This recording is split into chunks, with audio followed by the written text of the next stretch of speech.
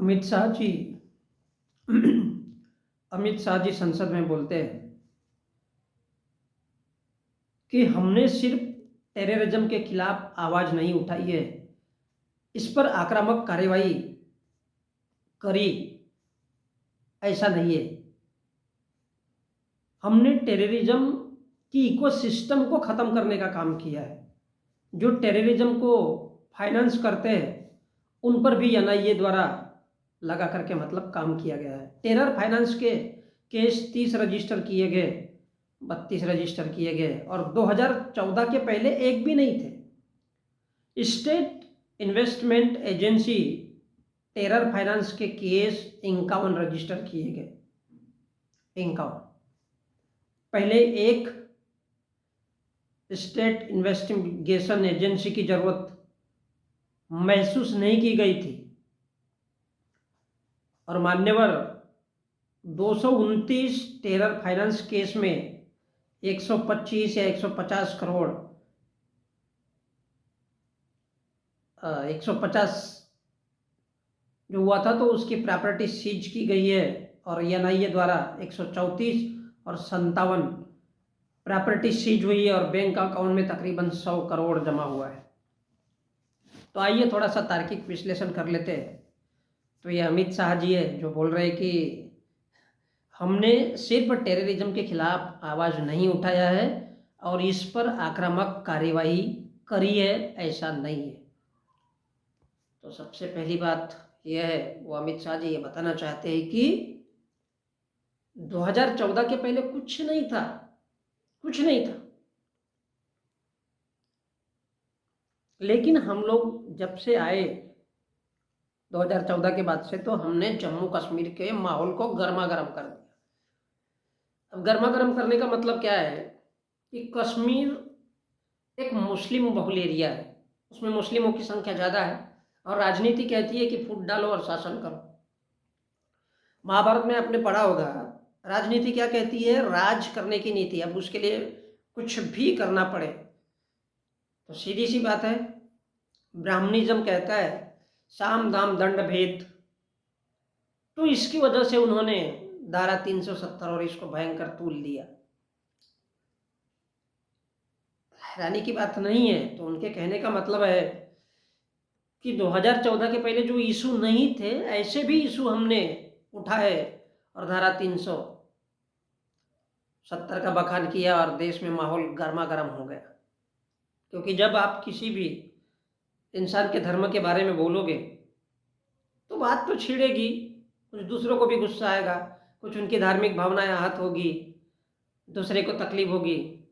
तो इससे क्या है, माहौल में एक गर्मजोशी आएगी और गर्मजोशी में अगर माहौल आ गया तो फिर एक नया उपद्रव तैयार होता है और जब वो उपद्रव तैयार होता है तो आपके लिए एक राजनीतिक जमीन तैयार होती है। तो वो कह रहे हैं कि हमने टेररिज्म की इकोसिस्टम को खत्म करने का काम किया है। जायज बात है। तो बोले इसको टेररिज्म फाइनेंस कहते हैं। फाइनेंस का मतलब क्या है? इकोनॉमी, पैसा लगाना, जहाँ से पैसा आता हो। और पैसे का मतलब राजनीति में क्या है कि उससे राजनीति बनेगी, मजबूत राजनीति होगी। तो उन पर भी एनआईए द्वारा काम किया गया है। मतलब क्या है, जहाँ पर कुछ नहीं हो रहा है वहाँ पर हम लोगों ने ऐसी ऐसी कार्रवाई की है कि एनआईए लगा दिया उसमें।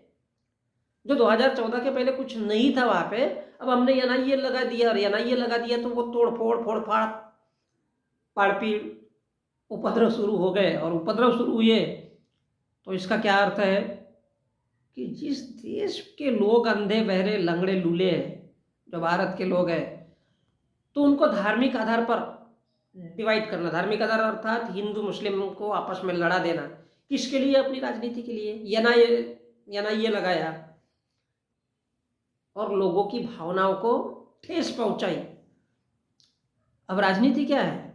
तो जम्मू कश्मीर का माहौल क्या हुआ? फिर दो पहलवानों को आपस में लड़ा दिया। एक तरफ से इस देश के हिंदू पूरे हो गए और उनको बड़ा मजा आया कि बोले इस देश में 370 खत्म होने जा रहा है। तो हिंदुओं की धार्मिक भावनाएं जागृत हुई, वो बेहद खुश हुई है। तो इसको क्या कहते हैं, दो पहलवानों को लड़ाया, दो पहलवान अर्थात एक हिंदू और एक मुसलमान, और उसका तमाशा देखा। कैसा तमाशा देखा, हम देखते हैं कि 1990 में कश्मीर में भयंकर उत्पात हुआ। उस पर फिल्म भी बनी थी, कश्मीर फाइल, और उसमें बड़े अजीबोगरीब तरीके से दिखाया गया है। तो ये क्या था, लोगों को उलझाना, उनकी भावनाओं को फोड़फाड़ तोड़ताड़ करना, और वो जब फोड़फाड़ तोड़ताड़ हो जाए लोगों की भावनाएं, तो उससे राजनीतिक रोटी सेकना। तो ये 1990 में ऐसा क्या हुआ था भाई, 1990 में भयंकर कश्मीर में खुरापात हुआ। क्यों खुरापात हुआ, क्योंकि राम मंदिर बाबरी मस्जिद का जो विवाद था उसको बढ़ावा दिया गया था 1990 में। कहीं रथ यात्रा निकालो, कहीं और भी कुछ कर दो, कहीं और भी कुछ कर दो। तो वो जो एक मामला था वो उस तरह से धीरे धीरे शांत हो गया, और वो शांत हुआ तो इन्होंने 370 और एनआईए लगा करके काम किया, और टेरर फाइनेंस के बोले केस 30 रजिस्टर किए गए, जो 2014 के पहले कुछ नहीं थे वहां पर वो फिर से बन गए, नए मामले तैयार हुए। और नए मामले तैयार हुए तो स्टेट इन्वेस्टिगेशन एजेंसी, जो कि केंद्र सरकार, भाई केंद्र सरकार है, वो तो कुछ भी यहाँ से वहाँ के आदमियों को बोल दे कि यार तुम 25 करोड़ ले लो और ऐसा ऐसा कर दो, तो क्यों नहीं करेगा। या वो ये बोले कि भैया कोर्ट कचहरी क्या है, कोर्ट कचहरी के कान के नीचे अगर दो बजा दिए, क्योंकि जिनकी सत्ता होती है उनके हाथों में पूरा देश होता है, तो वो इस प्रकार से टेरर यानी आतंक फाइनेंस, टेरर फाइनेंस अर्थात आतंक के पैसे दे करके बोलो या फिर लोगों को भड़का करके बोलो, थोड़ा बहुत गतिविधियों को बढ़ाया गया। तो वो कैसे, एक तरफ हिंदू एक तरफ मुसलमान, और यही तो वो थ्योरी है जिसको द्विपक्षीय राष्ट्र बोला जाता है, बांट करके रखा जाता है देश को। और नतीजे देश में क्या होंगे, नतीजे क्या होते हैं उसके, नतीजा है देश में दंगे, फिर से कहो मातरम वंदे, वोट बैंक, और नया संविधान तैयार होता है, काहे का, ब्राह्मणवाद तैयार होता है, ब्राह्मणवाद, लोगों को सनातनी बनाया जाता है, फिर मुस्लिम। क्योंकि भारत की जो धरती ऐसी है, यहाँ के जो अंधे बहरे लगड़े लूले लोग हैं, वो तो हजारों जन्म में नहीं समझ पाएंगे। तो उसके लिए क्या किया जाता है, एक तरफ हिंदू एक तरफ मुसलमान। तो जब धारा 370 का नाम आता है तो भारत का वो जो अंधा बहरा लंगड़ा लूला समाज है, जो लोग हैं, वो बड़े उन्मादी होते हैं, उनको बड़ा मजा आता है कि अरे ये मुसलमानों के साथ ज्यादती हो रही है, मुसलमानों के साथ बुराई हो रही है। तो उससे टेरर फाइनेंस तैयार होता है, और इसलिए अमित शाह जी ने कहा कि state investigation agency terror finance के केस 51 रजिस्टर किए गए, क्योंकि 2000 के जो पहले जो नहीं थे वो उस समय हो गए। और पहले एक इन्वेस्टिगेशन एजेंसी की जरूरत ही महसूस नहीं हुई, पहले जरूरत नहीं था क्योंकि कांग्रेस ने समझा नहीं।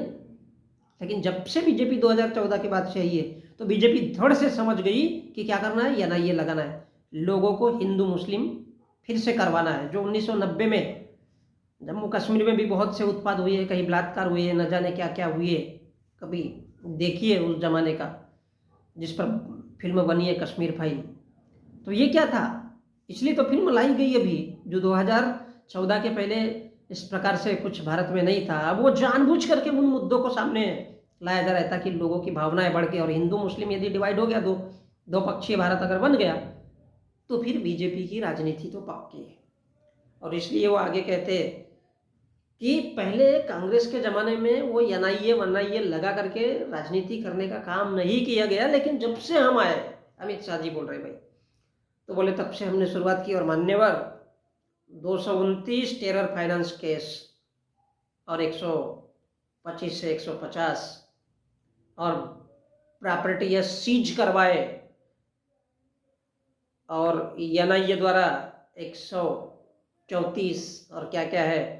तो बोले बैंक अकाउंट में इस प्रकार से 100 करोड़ प्रॉपर्टी जमा हुई। 100 करोड़ यानी भारत का जो बटा हुआ हिंदू था, वो इस देश का जो ओबीसी एससी एसटी था, वो जो बटा हुआ था, वो इस मुद्दे पर एकत्रित हुआ और बीजेपी को